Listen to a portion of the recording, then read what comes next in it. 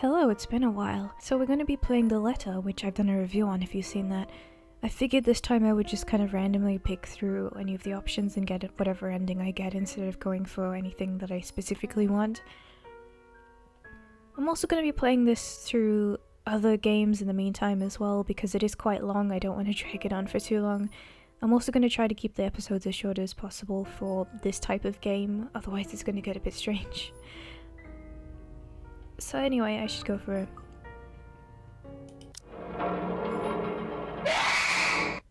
Oh no, spoops. I don't really do visual novels usually, so let's see how this goes. The Ermengarde Mansion. It was built for Lord William and Lady Elizabeth Ermengarde of Luxembourg, humble ambassadors of peace and beloved by their people. Both were well known for their compassion and generosity, never failing to extend a helping hand to anyone in need. Under their influence and wealth, what was once a small sleepy village grew to a prosperous and bustling town. However, the seasons of joy eventually ended when the good nobles perished at the hands of the Great Plague. Their riches and legacy were henceforth passed on to their only child, Lady Charlotte Ermengarde. Dots. Oh shit, did I copy cry? The mansion has stood since the 1620s, a witness to a very long history of joy and pain. After Lady Charlotte committed suicide, the great house was eventually left uninhabited. Two guesses to who the ghost is, and that is when it began. Surrounding villagers spoke of seeing and hearing unearthly things, of cries and howls that filled the nights, and hearsay of a mysterious woman roaming the hallowed halls aimlessly. One guess to who the ghost is. The people who dared to enter its walls were simply never heard from again, and after hearing this, other people who entered its walls were simply fucking stupid. Even after 400 years, these stories remain, much like the house itself. Whispers about the once great house, its legend and its curse, fall upon the villagers' ears, and then it gets turned into a hotel and Gordon Ramsay comes to scream at all the staff. In spite of this, the current owners are convinced that these stories are nothing more than a hoax. With little regard for the truth, they had Briar Realty Corporation place the property back on sale. Can we just take a moment? Can you imagine if Gordon Ramsay was actually in this story? Like, he just walks up to the ghost and he'd be like, "This corpse is fucking raw!" Okay, I'll stop now. I fucking love Gordon Ramsay. I was watching Kitchen Nightmares all yesterday. Like Pandora's box, the secrets that lie inside await to be discovered by brave souls.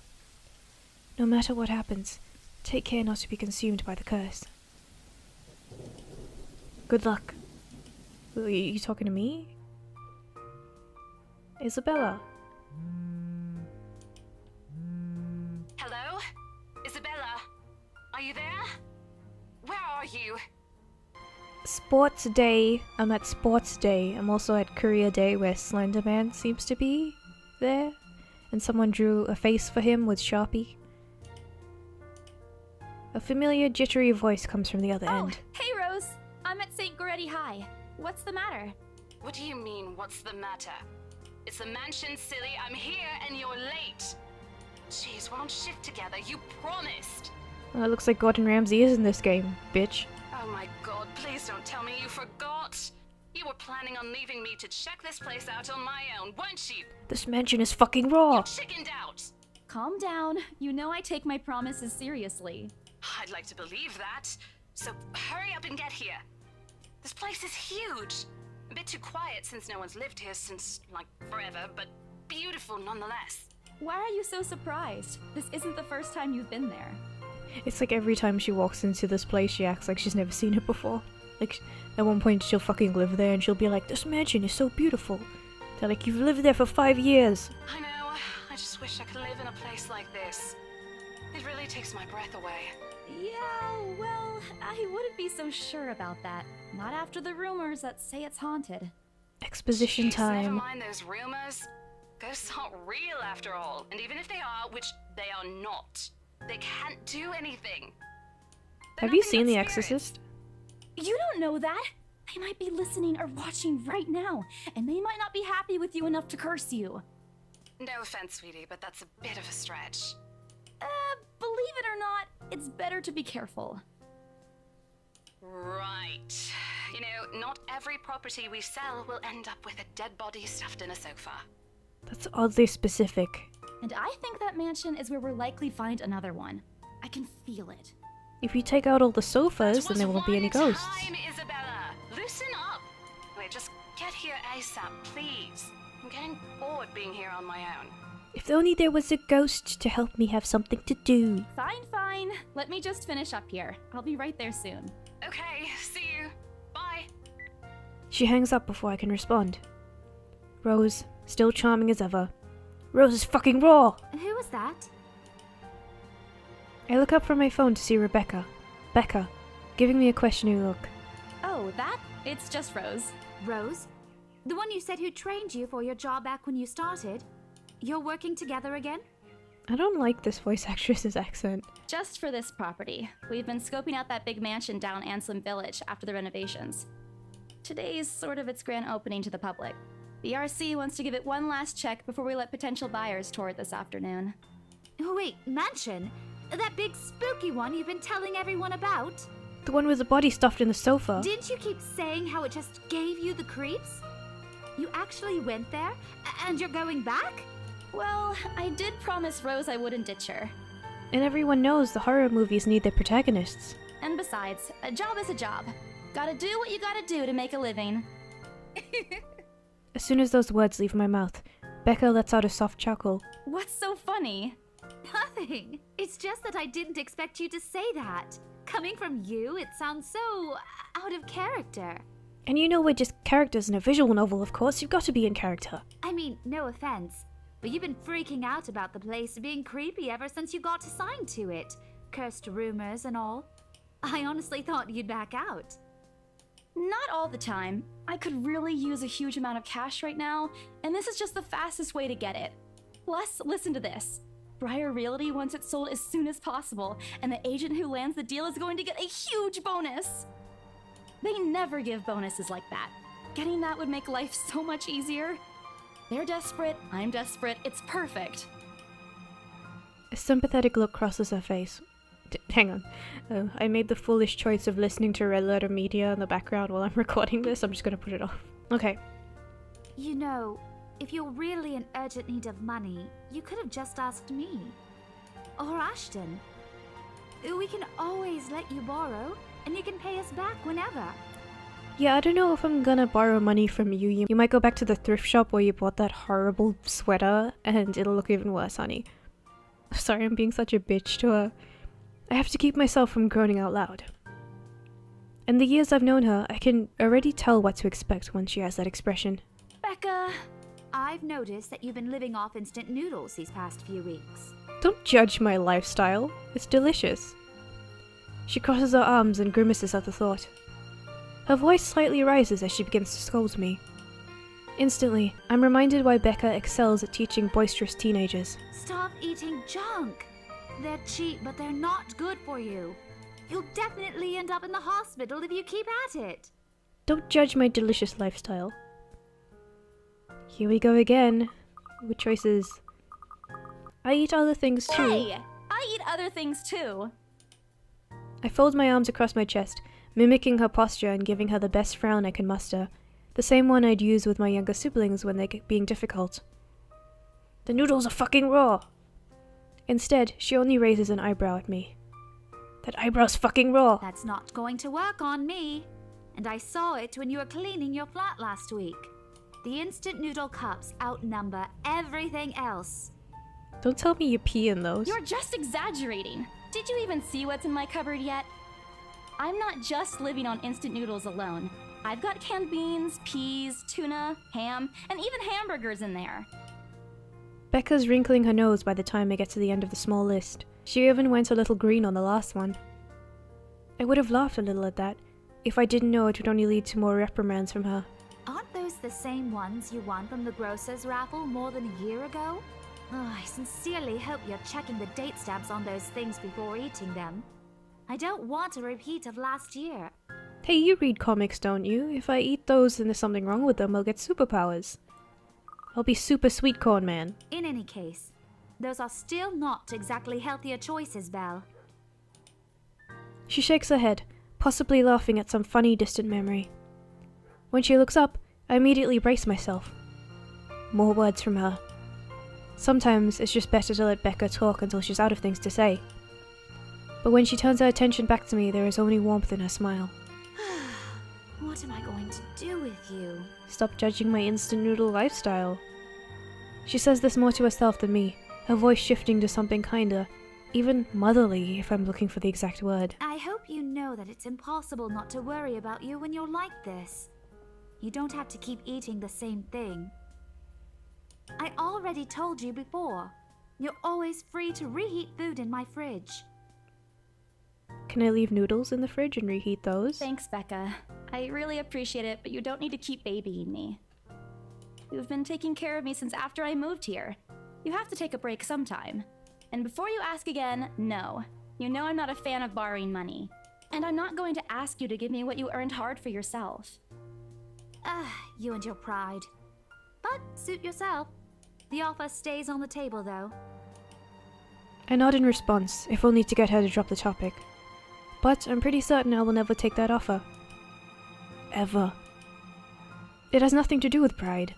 I've simply seen plenty of times how friendships can take a turn for the worse, just because of a few unpaid debts. And of noodle shaming. I don't want something like that to happen between me and Becca. We may argue about a lot of small petty things, but she already feels like a real sister to me. I don't want to lose that friendship over something so trivial. Becca's movements when she takes a quick glance at something behind me snaps me out of my thoughts. Well, enough chit-chat. Lunch is ending, and my students will be back any minute. We're learning sex ed! We can catch up later. Good luck with your clients. You better treat us to lunch or something if you get that sale. You'll be eating noodles! You bet! They'll be fucking raw! With a small smile, she returns to her desk and begins sifting through the pages of a rather thick history book. She's probably working on next week's lesson plan. Or trying, at least. Her eyes are distant and she doesn't seem too attentive to whatever's on the page. As if she's heard my thoughts, Becca starts coughing heavily. Her hand hastily goes to her mouth to stifle the sounds. This is precisely why I followed her here. For someone who makes a habit of worrying about other people, Becca sure forgets how to take care of herself. Hey, you sure you can manage on your own? Oh, yes, I've just got a touch of the old rat plague. I mean, you're still a bit feverish. Hush, dear. Don't you worry about me. The lizards are just putting chemtrails in my I'll water. Just drink some medicine and I'll be right as rain. She gets a bottle of cough medicine, starts chugging it, falls out the window. I level her with a flat look. She has had a cold for a couple days now. Something about the strange weather not agreeing with her lately. And despite my advice to take a week off and rest, I found her apartment empty when I dropped by this morning. She even left the medicine her doctor prescribed. Look who's being stubborn now. You shouldn't even be working right now. Seriously, you big baby. I'll be fine. For now, just go to work and stop making that Rose girl wait for you. She won't be able to stuff that body into the sofa herself. I'll call you if I still feel bad, and you can come pick me up if it makes you feel any better. She offers me a reassuring smile and I can only sigh. Why do I even bother? There is no stopping her once she decided on something. Defeated, I reach inside my bag to pull out the same bottle of medicine she left earlier. She looks at it warily when I place it in front of her. Unfortunately for her, this is the one thing I'm not letting her have her way. Alright, but don't forget what the doctor said. Drink this on time.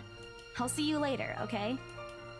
There's an amused gleam in her eyes when she shifts them back to me. Look who's playing the mother hen now. Rebecca! Okay. I won't tease anymore. I'll make sure to drink it, Mom. Before I can retort, she casts another look at the clock. I take that as a sign to finally end the conversation and my short visit. With a small wave, I leave her alone to her classroom and her thoughts. I hail a passing taxi to take me to the property as soon as I leave the school grounds. The mansion is some ways out in the countryside, but I don't have trouble giving the driver directions. Is that I Hate Everything music?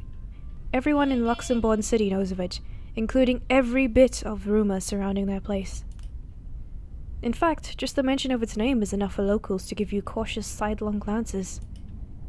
I learned that the hard way the first time I commuted there, and it only boosted my belief that there's something more to the house. Even the news of it being renovated and placed back up in the market has caused quite a stir. Thankfully, it died down a few weeks later. The place would have become a lot harder to sell otherwise. I avert my eyes from the window once the buildings shrink in the distance. We get a glimpse of the countryside soon, although a quick glance at my watch tells me we're still a few minutes away from our destination. Might as well get some work done. Rose did ask me to review the mansion's documents. I already looked them over last night, but you never know when things might go wrong. Life has a ways of messing things up like that. Halfway through reading the papers, my phone rings again. I pick it up without looking, neatly tucking it between my ear and my shoulder. It's probably just Rose again anyway. Rose? Guess again. Oh no, it's Anime Man. That voice. Ash. Bingo. Hey, what's up? Just checking if you're still cool later this evening. You mean that thing with Zach? Are you wearing a fur coat? Yeah. What are you, a pimp? He even called in the middle of the night just to remind me. No, don't worry. I didn't forget. I'll be there. Cool. I'll see you later. What time do you get off? Around 6 p.m.? I don't know. It's the first day of the Ermengarde Mansion's open house, and we're expecting quite a number of potential buyers. I'll be booked the whole afternoon. Ermengarde Mansion? You know, the big Jacobean mansion at Anselm Village? I'm on my way there right now, actually. On your own? Yeah, well, Rose is already there, but yeah. I see. Looks like the scaredy cat finally toughened up. Shut up! Ash chuckles and I can't help but roll my eyes upon hearing it. I mean, he doesn't really have any room to say anything wearing that ridiculous fur coat. I'll see you later. Drop me a call when you're done. I'll see if I can pick you up. Whatever. Bye. Stupid asshole, always teasing me whenever he sees a chance. Maybe if I came back with better insults, he wouldn't do that. But then again, he's wearing that coat. In reality, the one who was narrating this entire story was in fact the ghost. It was a premature twist, but the ghost was in fact possessed with a deadly power to annoy people by criticizing fashion unnecessarily. She moves on to the next sentence, but then stops talking because she wants to avoid it being too meta. I'll show him who's tough. It takes a few more minutes until I finally reach the infamous mansion. I have to admit, the entire property does look wonderful from the outside. Yet, despite all of this, it does nothing to hide that something is just wrong. The surrounding area is unusually silent, and only the rustling of the leaves can be heard, or as the occasional breeze passes. While Aslam Village is just a few miles away, everyone keeps their distance on purpose. Perhaps out of fear, the horror of falling under the mansion's curse. Somehow it makes me feel sad. The lack of immediate human presence just makes this place all the more eerie than it has any right to be. If it's uncanny in broad daylight, I can't imagine how this place looks at night. Are you planning to go inside that place, Missy? No, I just want to stand out in the front. Of course I'm going inside. That voice nearly makes me jump out of my skin. Without completely taking my eyes away from the house, I give the driver a confused nod. A beat passes while I wait for him to say more, but his only answer is a non-committal hum. Belatedly, it occurs to me that he must have been waiting on my payment. I mentally slap myself, spacing out, and promptly hand him the fare with an apologetic look. I expected him to leave as soon as I've paid, but there's a hesitant expression on him, as if something hasn't been said yet. Is there something wrong? Look, Missy, I'm sure you've heard what the people are telling everyone about that place. Nobody likes to be disturbed when they're at peace, and I'm pretty sure whatever they say is in their house doesn't want to either. I admit they did a good job fixing it up, but there must have been a reason why even distant relatives of the family who used to own the house never lived in there despite inheriting it. No wonder they wanted to get rid of it. Maybe they just didn't like it? You never know. He drives off after, but what he has said has left a foreboding feeling in my gut. I breathe out a heavy sigh as I approach the house. After hearing enough of the rumors, I should have expected the conversation to take that turn, but I'm already here. Backing out is completely out of the question. It's not like I have a choice anyway. And here is a nice cliffhanger for me to end the first one. Obviously, I'm not that good with visual novels. I barely actually really look at them at all, and I'm just kind of going through everything. Anyway, this is the first episode, so I'll get used to it in time. But yeah, we'll see where this goes. Obviously, I'm not really keeping track of decisions in a very conscious way to try and make it a bit more interesting. So we'll see where this goes. So I don't know if your favorite character is going to live for this, because I'm usually the person that kills everyone. So just so you know, I'm edgy like that.